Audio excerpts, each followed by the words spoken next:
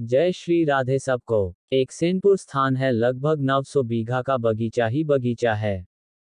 कोई भी किसी भी तरह की वहां अर्थ प्राप्ति, कोई आए जाए ऐसा नहीं, कोई अनुनादिक की व्यवस्था नहीं। 24 घंटे में 2 रोटी और अरहर की दाल, जो 2-4 साधु विरक्त रहते थे।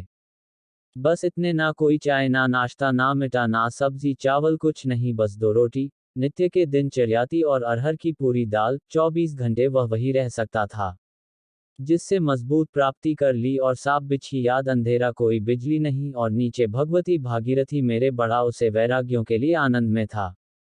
जब गंगा किनारे भ्रमण कर रहे थे तो वो स्थान बहुत प्रिय लगा, लगभग 2 वर्ष वहां रहे।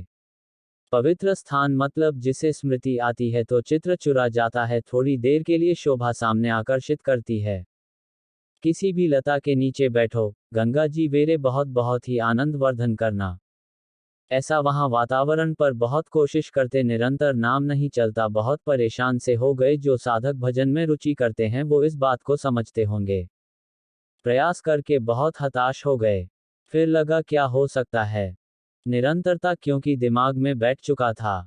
गुरु प्रताप से एक ही बात है, हर प्रति भगवत चिंतन प्रेरण होनी चाहिए। करते करते पता नहीं कहाँ गोल हो जाता, अंतःकरण में कौन सी वृद्धि, कहाँ फिर परेशान की एक भव सुधरेगी। वहां एक चमत्कार हुआ, एक घटना घटी। दोपहर का समय था, टूटा फूटा इससे बाहर आया, उसी में भी श्रम करने को होता था। तो सामने भगवान शंकर का विशाल पुराना मंदिर, वहां मध्याह्न में वही 2 रोटी और अरहर की दाल का प्रसाद खा गए। अब बहुत बड़ा बगीचा था, अलग अलग कुटिया थी, किसी को किसी की आवाज सुनाई में दे। 12 में से लेते हैं। थोड़ी ही देर में शरीर जड़ होने लगा।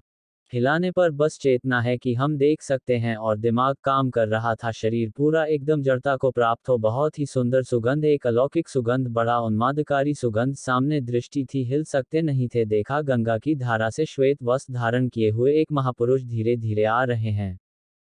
आकर के सर को गोद में लिया और कुछ बोल रहे थे।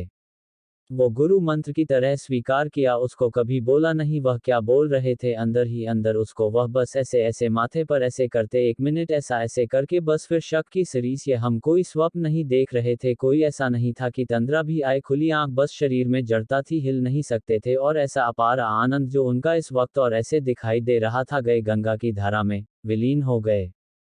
बस उस समय से वो परेशानी जूती, कैसे निरंतर वजन चले।